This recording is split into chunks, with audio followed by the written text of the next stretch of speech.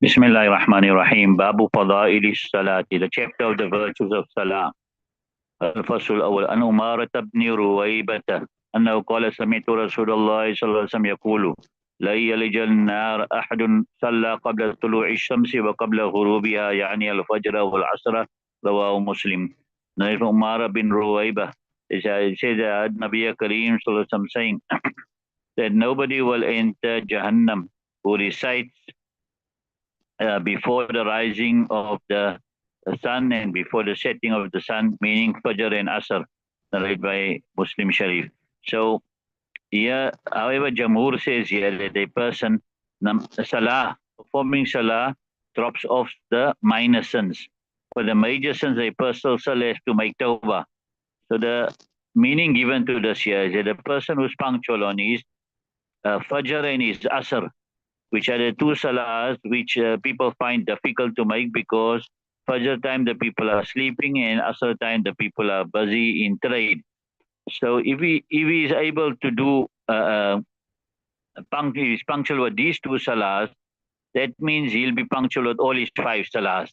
And he also will be he'll practice that when a person is punctual on his salahs, then inna salata tanha anil fahsha wal munkar, salah prevents a person from evil acts, from shameless acts and evil acts. So then he will stay away from all wrong also, because now he's punctual on the two main salahs. That mean automatically be punctual on all five salahs. And when a person is punctual, then automatically he stays away from sin. When Nabi Musa rajulullah qala qala Rasulullah sallallahu alaihi wasallam man sallal bardain dakhala al-jannah muttafaqun alayh.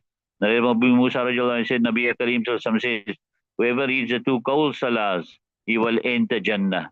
The two qawl salahs, they may say it refers to the Fajr and the Isha salah, because there's a time it is cold. When Abi Hurairah radiallahu anhu Rasulullah sallam يتعاقبون فيكم ملائكة بالليل وملائكة بالنهار ويجتمعون في صلاة الفجر وصلاة العصر ثم يعرج الذين باتوا فيكم فيسألهم ربهم وهو أعلم بهم كيف تركتم عبادي فيقولون تركناهم وهم يصلون وأتيناهم وهم يصلون متفق عليه. Narrated by Abu Hurairah said, Nabi Karim says that the malaika of the night comes up, comes down to you and goes up from you, and the malaika of the day also does the same. They come down and then they go back up, and they gather at the time of Salatul Fajr and Salatul Asr.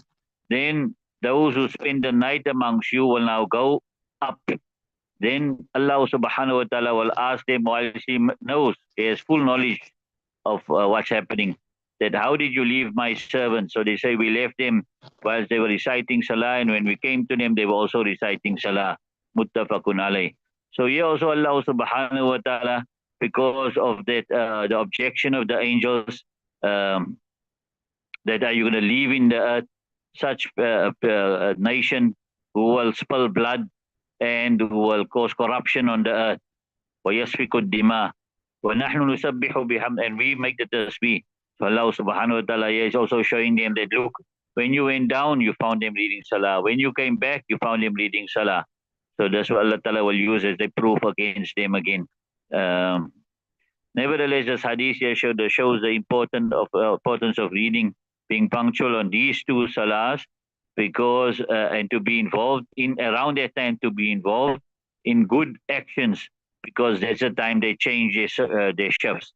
When Jundubil Qasri, أنه قال رسول الله صلى الله عليه وسلم من صلى صلاة الصبح فهو في ذمة الله فلا يطلبنكم الله من ذمته بشيء فإنه من يطلبه من ذمته بشيء يدركه ثم يكبه على وجهه في نار جهنم رواه مسلم وفي بعض نسخ مصابيح القشيري بدل القصري. Narrated from Jundub al-Qasri. He says in Nabi Kareem says, whoever reads Fajr Salah, then he is in the protection of Allah subhanahu wa ta'ala. So let Allah ta'ala not take you to task for the speck.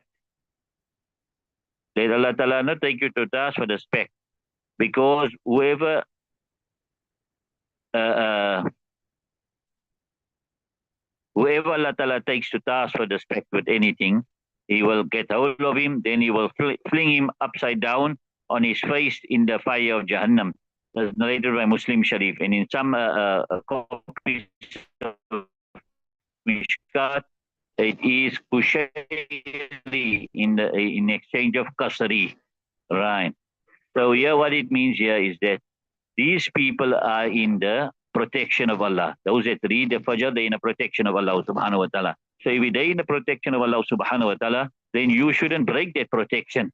So you shouldn't harm them, you shouldn't kill them, you shouldn't inconvenience them even. You understand? Because they're in the protection of Allah subhanahu wa ta'ala. And if you're going to do evil things to them and interfere with their wealth and their property and their lives, then you have caused a dent. You have caused.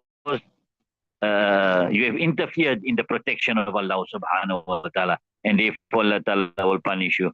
وَنَبِي هُرَيْرَةَ رَجُلٌ قَالَ رَسُولُ اللَّهِ صَلَّى اللَّهُ عَلَيْهِ وسلم لو يعلم الناس ما في النداء والصف الأول ثم لا يجدوا إلا أن يستهموا عليه لاستهموا ولو يعلمون ما في التهجير لاستبقوا إليه ولو يعلمون ما في العتمة والسبه لأتوهما ولو حبوا متفق عليه.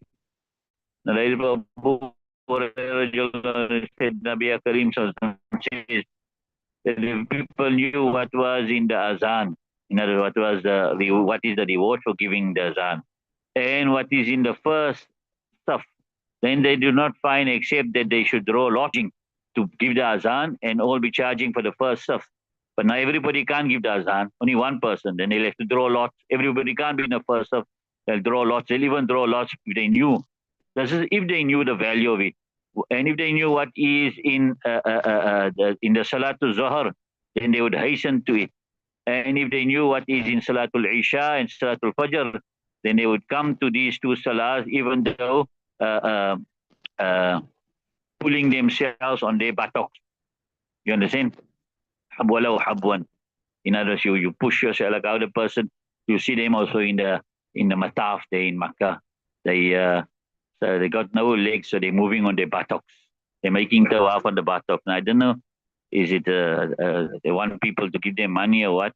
But if you just look at them, obviously it looks now a great sacrifice. A man's making tawaf on that first floor tawaf. So it's very long, maybe I think 700 meters, one circuit. You understand? So you make 7 of that now. They're moving, as you're making it, you see them moving on their buttocks. Nevertheless, if this hadith is referring to Zohar Salat, then that will refer to making a Zohar quickly. That will refer to the winter months, and in the summer we know we must make the Zohar cooler. Right.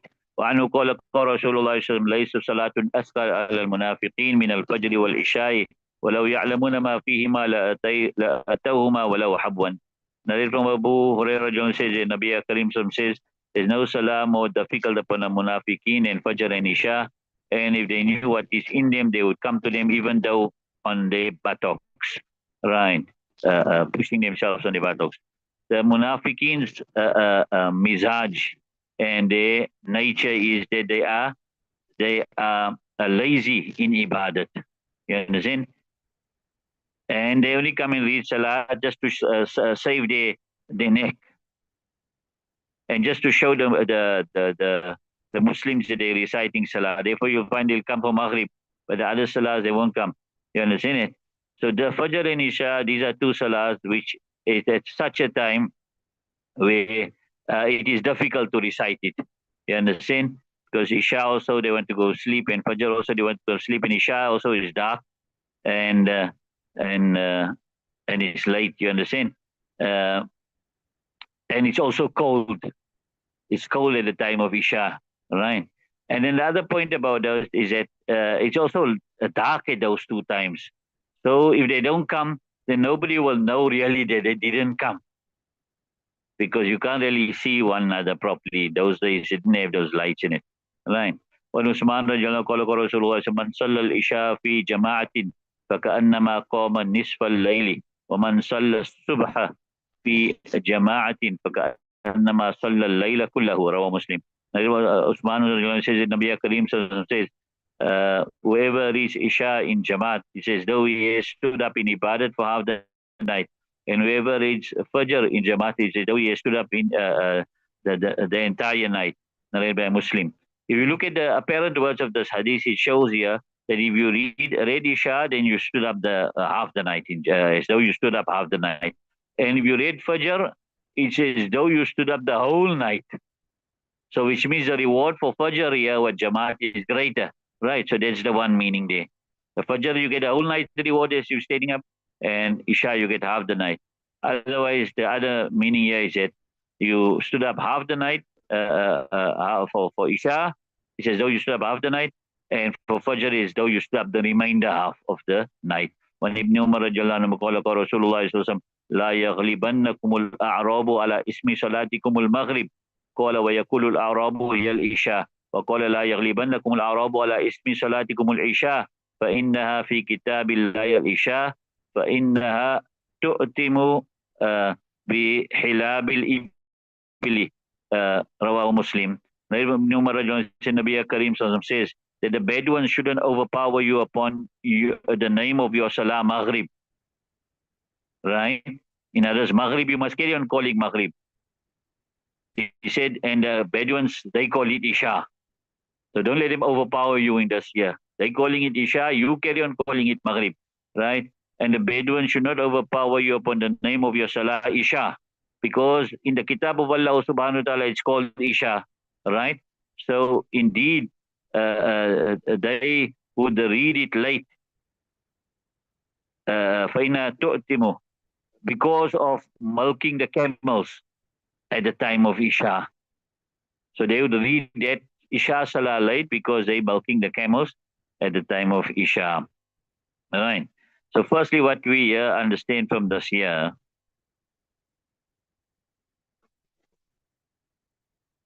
so you shouldn't allow them to overpower you, because if you're going to let them overpower you with their names, then the names of these two Salah will change. It will go to Isha and Atama. You understand it? So don't allow them. Keep it as Maghrib and Isha. The other point we learn from here is that the Muslims got their own terminologies and their own words in Sharia, and they should stick to these words and not be influenced by outside forces to change their words. You understand it? All right. And then we hear now in Nabi Karim Sassam explain why these people we used to call Isha Atama is because they would now milk their camels only at the time of Isha and read Isha late, and so they call it Atama, Tu'timu. They would make it late, right?